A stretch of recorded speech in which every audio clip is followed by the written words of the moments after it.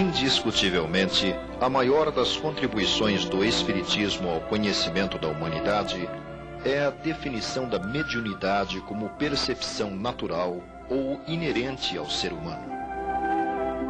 Através dela, os espíritos desencarnados se manifestam em todos os pontos da Terra, se revelando entre pessoas de todas as idades e condições sociais, entre homens e mulheres, entre crianças e velhos. Dentro da abrangência que o tema comporta, encontramos como ponto de destaque a incidência da perturbação espiritual ou obsessão, problema que envolve toda a criatura humana em processo de aperfeiçoamento. Ignorada pela quase totalidade dos seres humanos, pelo fato de ser um processo sutil, somente torna-se perceptível naqueles em que o envolvimento atinge níveis incômodos ou insuportáveis. Contribuir para o melhor entendimento da questão é o objetivo deste programa.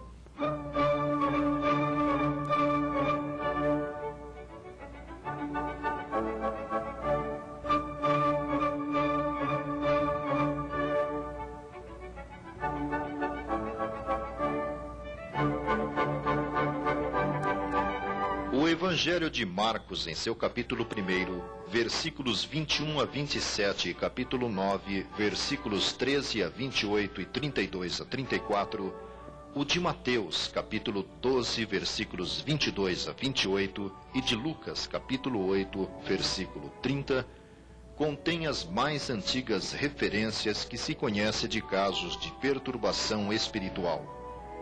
Nelas, conta-se que em suas peregrinações anunciando a Boa Nova, Jesus teria operado a cura a vários casos de possessão ou influência espiritual. Na Idade Média, tem-se conhecimento apenas da ação dos então chamados feiticeiros ou bruxas, que através de evocações e rituais de magia, entravam em contato com espíritos inspirados pelo mal, estabelecendo com eles pactos no sentido de causar perturbações a outras pessoas. Os registros disponíveis a respeito da intervenção dos espíritos perturbadores em nosso plano começam a ser encontrados no século XVIII, conforme documentos do Museu das Almas do Purgatório, ligado à Igreja do Sagrado Coração, em Roma, na Itália. Nele existem as marcas de fenômenos de intervenção ostensiva no plano material por parte de entidades espirituais claramente dispostas a provocar a perturbação, como demonstram estas imagens de peças em cuja superfície espíritos gravaram sinais com que certamente pretendiam demonstrar a sua sobrevivência, amedrontando e desequilibrando suas vítimas. No século XIX, nas páginas da Revista Espírita, fundada e dirigida por Allan Kardec no período de 1858 a 1869, interessantes casos de obsessão individual ou coletiva foram analisadas, sob a ótica do Espiritismo, como o do espírito batedor de Morzine, de Berzabern, de Bisseldorf, entre outros agrupados posteriormente no livro Obsessão. O astrônomo Camille Flammarion também tratou do assunto no livro As Casas Mal Assombradas, bem como Gabriel Delan na obra O Fenômeno Espírita. No século XX, com a proliferação das ocorrências de ordem espiritual, inúmeros estudos foram realizados, notadamente pelos pesquisadores da parapsicologia, sobretudo os fenômenos por ela chamados de poltergeist. No Brasil, respeitáveis trabalhos foram desenvolvidos, principalmente através do IBPP, Instituto Brasileiro de Pesquisas Psicobiofísicas, como exposto no livro Fenômenos de Psicocinesia Espontânea, do engenheiro Carlos Alberto Tinoco, ou Poltergeist, do também engenheiro Hernani Guimarães Andrade. Contudo, ainda hoje, a melhor das explicações disponível continua sendo a oferecida pelo Espiritismo, que coloca o sentido da mediunidade como elemento indispensável para a ocorrência da fenomenologia, associada sempre à condição moral e compromissos reencarnatórios das pessoas envolvidas no processo.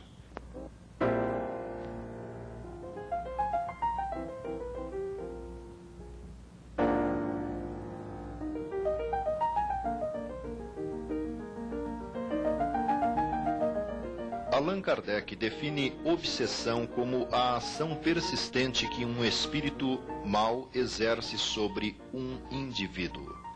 Apresenta, segundo ele, caracteres muito diferentes, desde a simples influência moral, sem sinais exteriores visíveis, até a perturbação do organismo e das faculdades mentais.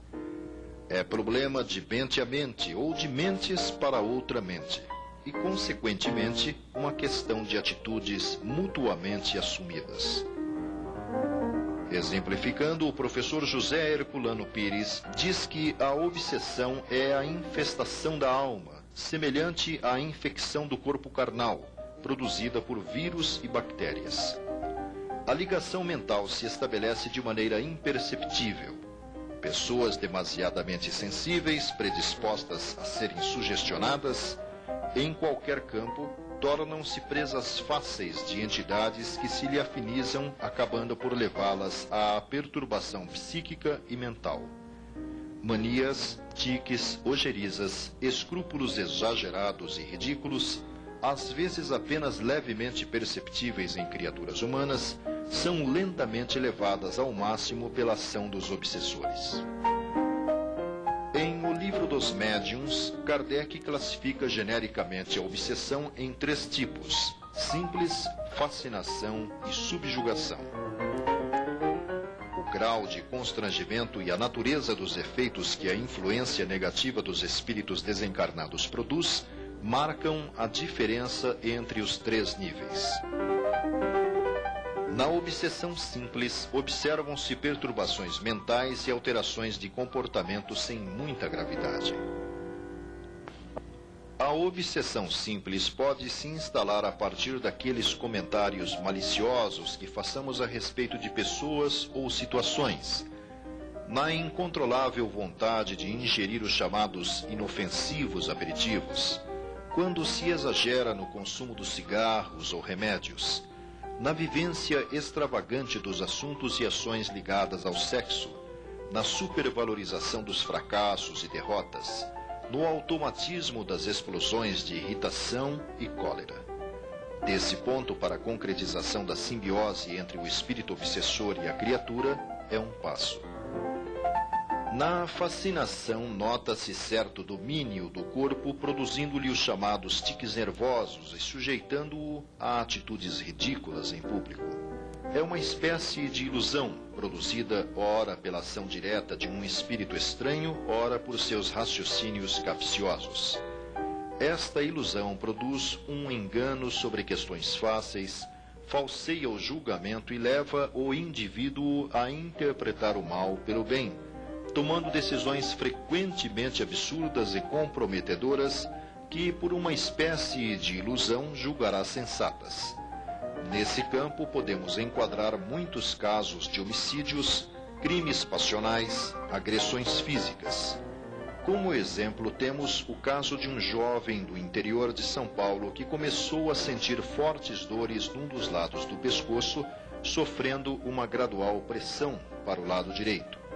Ao ser fotografado, a imagem revelou a presença de uma entidade espiritual ligada a ele, o que presumivelmente causava-lhe as incômodas sensações.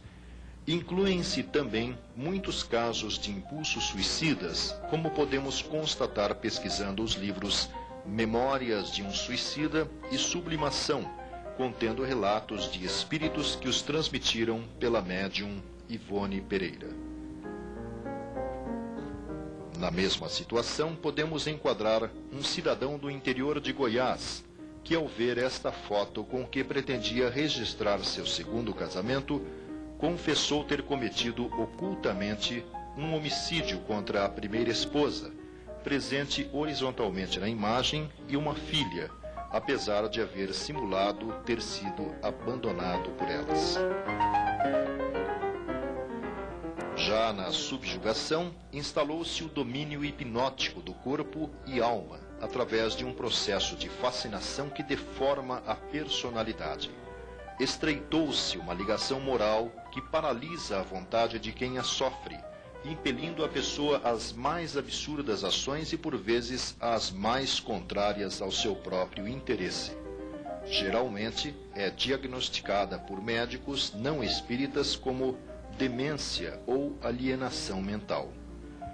Entre os exemplos curiosos de subjugação, temos um da década de 60 envolvendo Lucrécia Maria Januário, da cidade de Lorena, estado de São Paulo.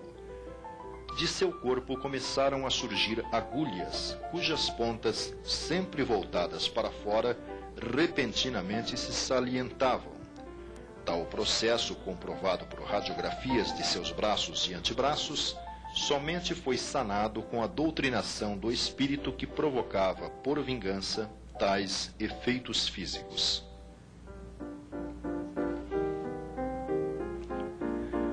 Evidente que fica difícil estabelecer-se um divisor entre diferentes níveis, principalmente pelo fato de que um estágio é resultado da evolução do outro. Tudo começa pela obsessão simples, degenera para a fascinação e culmina na subjugação, podendo projetar seu portador aos quadros patológicos da loucura.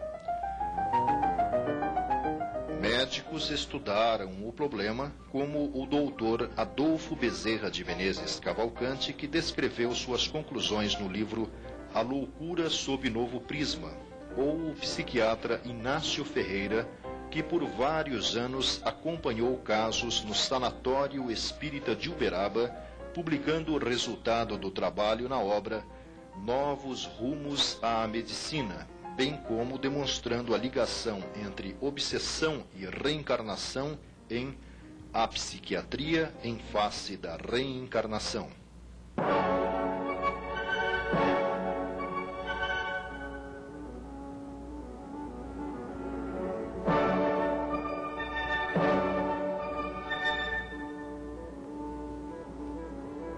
A contribuição da mediunidade para o conhecimento e entendimento da obsessão pode ser vista sob 3 ângulos. Primeiro, através dela se evidencia a existência do processo de perturbação. Segundo, ela é canal para que uma quantidade cada vez maior de informações e esclarecimentos componham uma riquíssima bibliografia técnico-espírita. Objetivamente, pelo médium Francisco Cândido Xavier, surgiram os livros Libertação, Sexo e Destino, Nos Domínios da Mediunidade, todos organizados pelo espírito André Luiz, expondo processos sutis e complexos do envolvimento espiritual.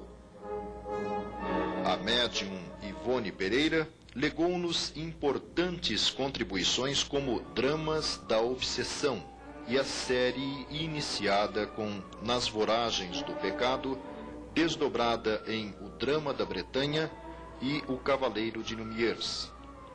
Merecem ser conhecidos também os trabalhos do espírito Manuel Filomeno de Miranda, transmitidos ao médium Divaldo Pereira Franco, composto dos livros Nas Fronteiras da Loucura, Painéis da Obsessão, Grilhões Partidos, Tramas do Destino e Loucura e Obsessão. E terceiro, a mediunidade é recurso fundamental na terapia desobsessiva, seja através da aplicação do passe, seja da manifestação da entidade desequilibrada, o que permite a palavra de esclarecimento e conforto aos espíritos envolvidos no problema.